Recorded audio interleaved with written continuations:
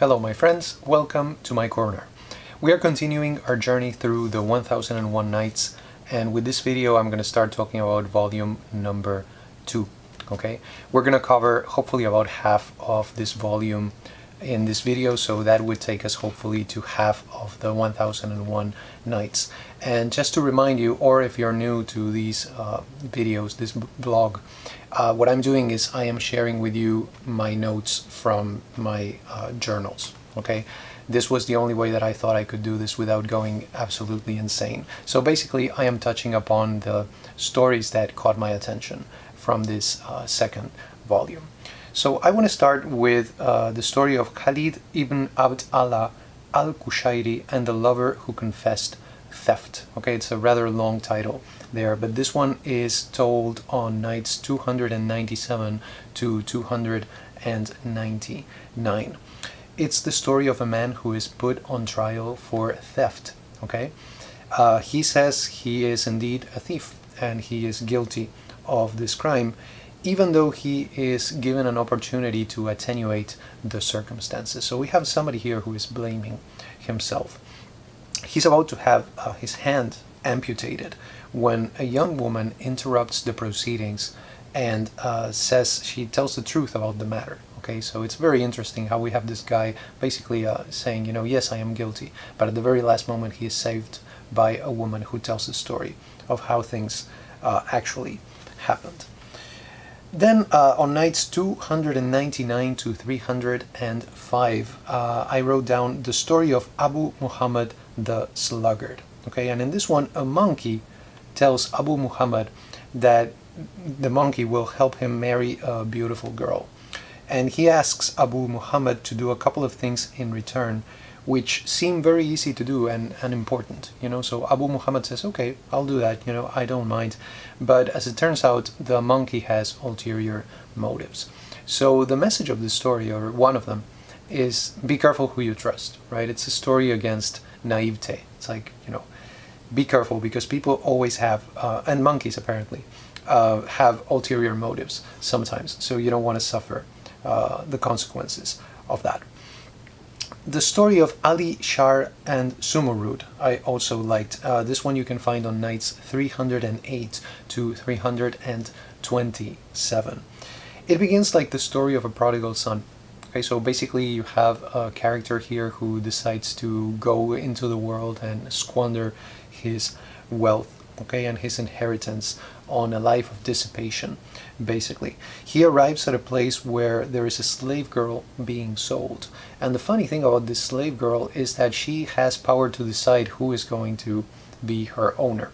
She starts, you know, deciding, okay, I don't like this buyer, okay? She rejects all of them. She starts mocking them and making fun of them right there in front of everybody. All of them except for Ali Shar. She really likes him. Okay, so, and even when Ali Shar says, okay, yeah, I would like to buy you, but I don't have enough money, she lends him the money to buy her. Okay, so that's how taken she is by him. And then when they are together, she also gives him things to sell so that they can make a living. So we have a very close connection here. She gives advice, however, to Ali Shar, and Ali Shar does not follow that advice. Okay, and as a result, he gets in trouble with a Christian who drugs him and abducts Sumurud, the slave girl. She later ends up dressed in male clothes, okay, and made a king. This is something that is a recurring theme in the 1001 Nights. And from that point on, the story becomes quite similar to the story of Kamar and Budur, which you may remember from volume 1. This one takes place on nights 170 to 249, so it was a very, very long story. It is with the reunion of these lovers that Pasolini ends his film, The Arabian Nights. Okay, so it's this one, but the ending of Pasolini's film is more similar to that of the story of Kamar and Budur than to the story of Ali Shar and Sumurud. As you may know, Pasolini altered things and just switched things around to fit his narrative purposes. So that is something to keep in mind if you decide to watch this great film by Pasolini. I have the story of Jubair and Budur on nights 328 to 334.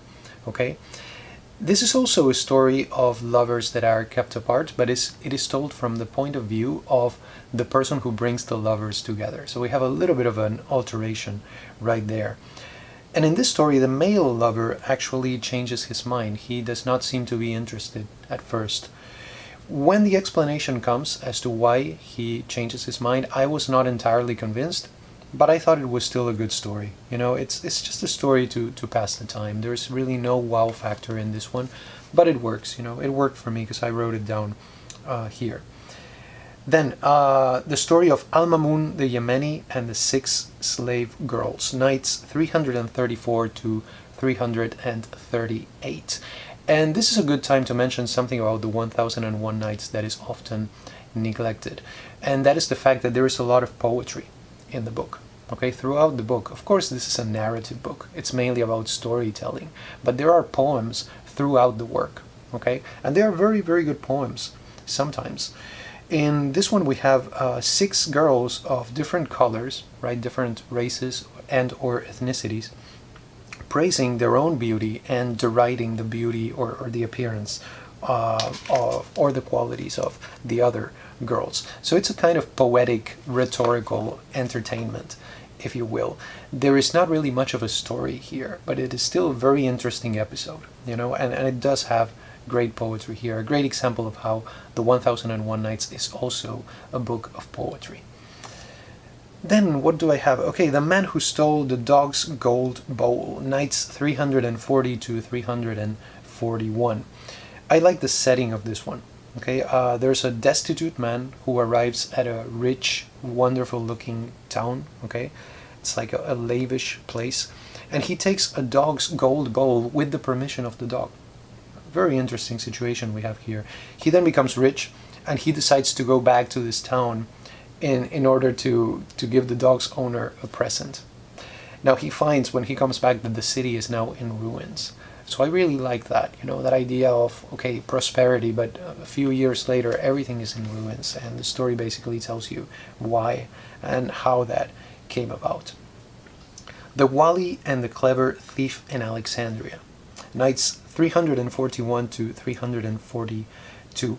This is a quick story. Okay, it's a quick, fun tale about a guy who steals a purse, then he returns the purse, and after that, I mean, I'll just let you read it. Okay, it's very short. It's very short, and it's just a lot of fun. If I tell you what happens next, I'll just ruin it for you, and I don't want to do that. The Woman Who Gave Alms to a Poor Man. Okay, nights 347 to 348. It just so happens that in this story a king orders that almsgiving be punished by cutting off the hands. Now a woman is asked for alms, you know, in the name of God. So she does give to the poor because it's in the name of God, you know, that changes everything. So her hands are cut off. Then the king hears later on that there's a beautiful woman in the town that he could marry, but there's one problem with her. She has no hands. So you see how the king comes to meet this woman who suffered as a result of his action. And then the story, of course, continues. I really like the ending of this one. It's very surprising. It's enigmatic. It's even, I would say, in a way surrealistic. But at the same time, it's logical in the context of the story. The Pious Israelites. Okay, and some of these I plan to read in the future and include in my channel. Okay, so if you want, you can look out for those. This would be one that I would like to read. Nights 348 to 349. A man gives all he has to sell to a friend in need. Okay, he cannot sell any of the few broken things that he has, so he exchanges them for a bloated fish that another man has, which is also, you know, impossible to sell. Inside the fish, however, there is a pearl of great price. Okay, very, very good story about, you know, being always doing good, right? Always doing the right thing, because you never know when God might be testing you. That would be one of the messages of this story of the pious Israelite. Nights 351 to 352, the rich man who lost and then regained his money. This is a classic tale, okay, about the power of dreams and life's mysterious ways. And if you've seen my channel, you know that I have actually read this story before, so you may find a video there that tells you the story. It's one of the most famous stories in the 1001 Nights. It's very short and very popular and very, you know, inspiring. I love this one. It's one of my favorites. The Princess and the Ape. This was a funny one. Nights 355 to 357. The story of a woman who becomes obsessed with sex. Okay? It's quite a surprising story. I found it to be surprising in the context of the 1001 Nights, but here I remembered what Borges said, that the world of the 1001 Nights is a world of extremes, right? In every sense of that term. I'll just say, you know, just read the story. I can't tell you what happens in it, but it's really, really an eye-opener, if you ask me. Then we have a famous one, the Ebony Horse, okay, on nights 357 to 371, so we have a slightly longer one. A prince rides a flying ebony horse that can take a person any place he or she wants to go. This story also includes parted lovers, just so you know, a very, very common theme in the 1001 Nights. The image itself, this image of the flying horse, really stayed with me. I really liked it, okay? But I'll be honest with you, the story itself did not amaze me. I was expecting a little bit more from it. The fantastic element works, you know, it's a good story. I enjoyed reading it, but I was expecting more based on this, you know, really nice image of the flying horse.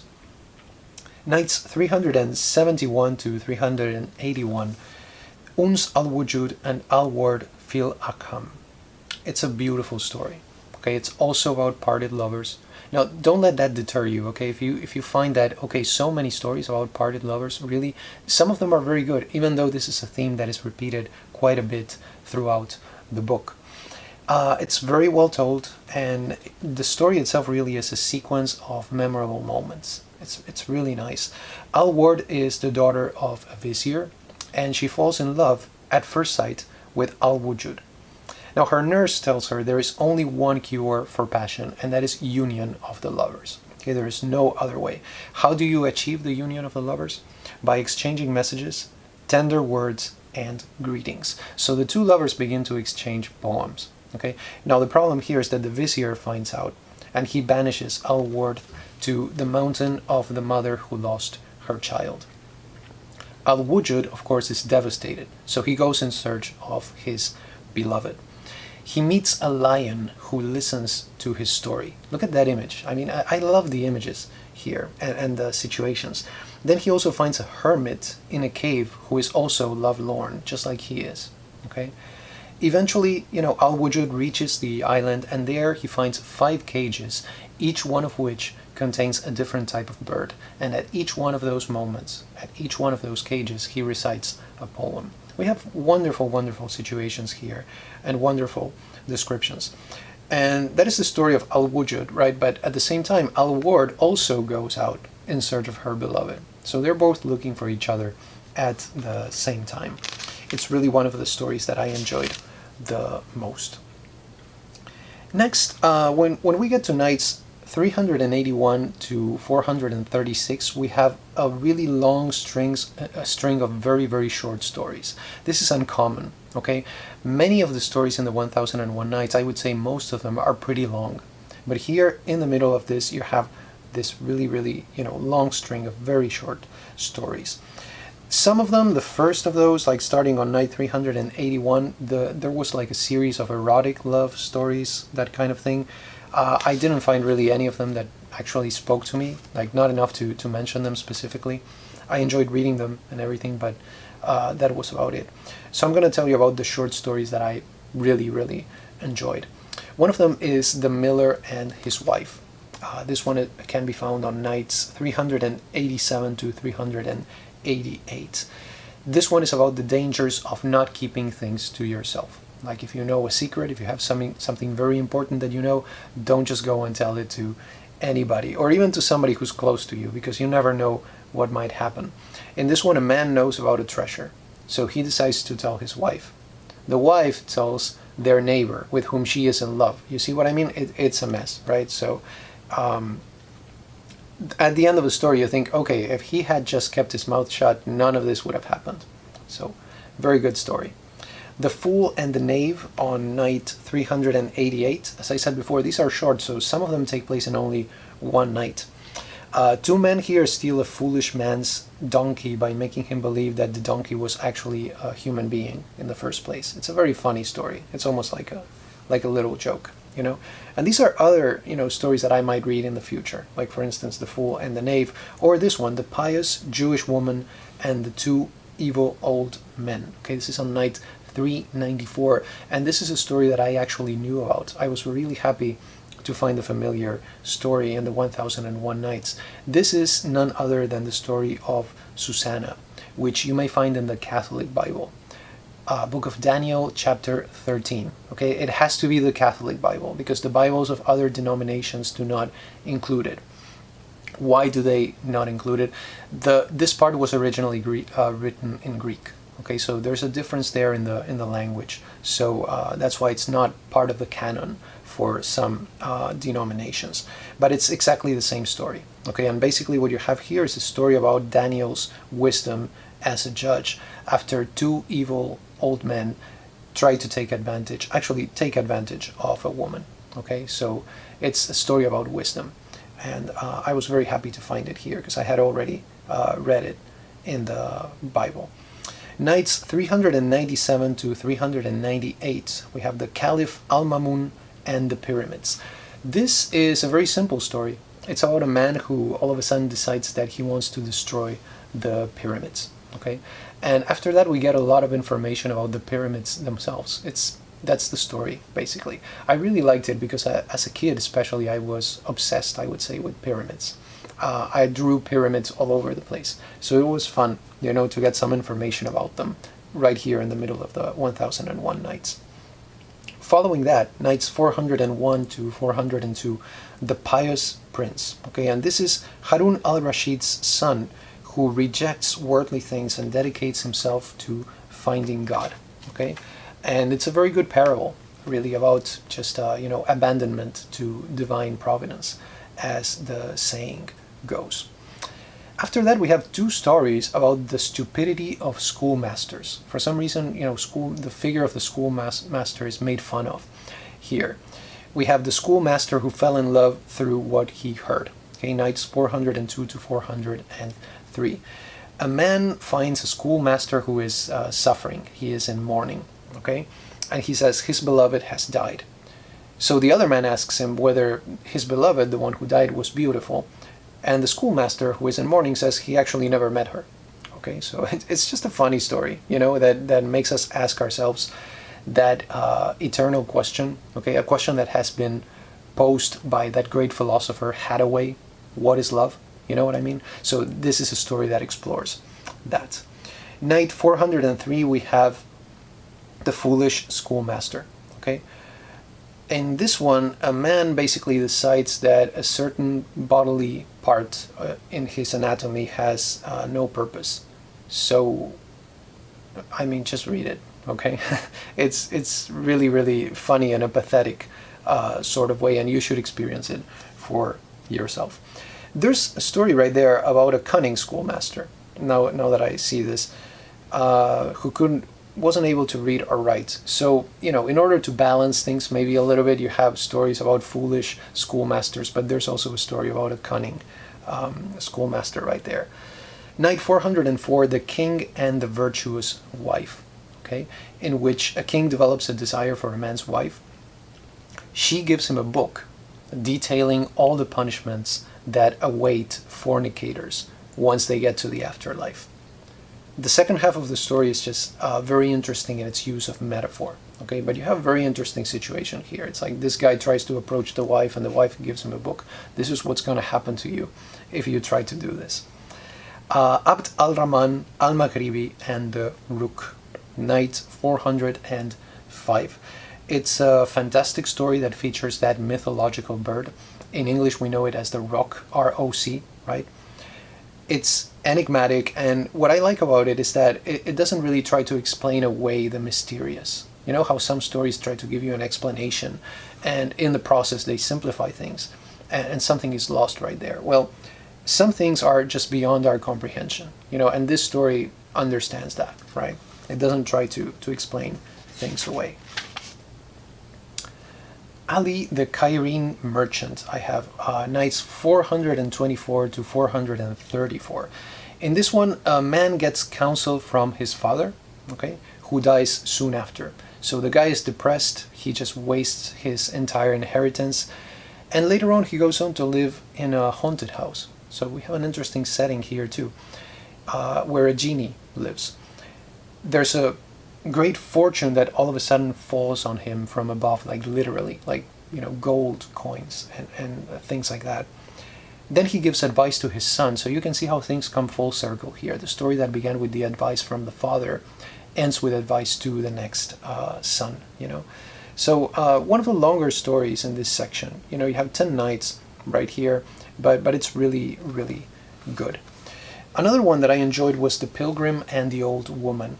Knights 434 to 435, a very simple story that I would like to tell you the story very briefly and paraphrase a little bit, so you can skip ahead if you don't want the story spoiled for you. But this one is a really good comment on governments and politics more than a story.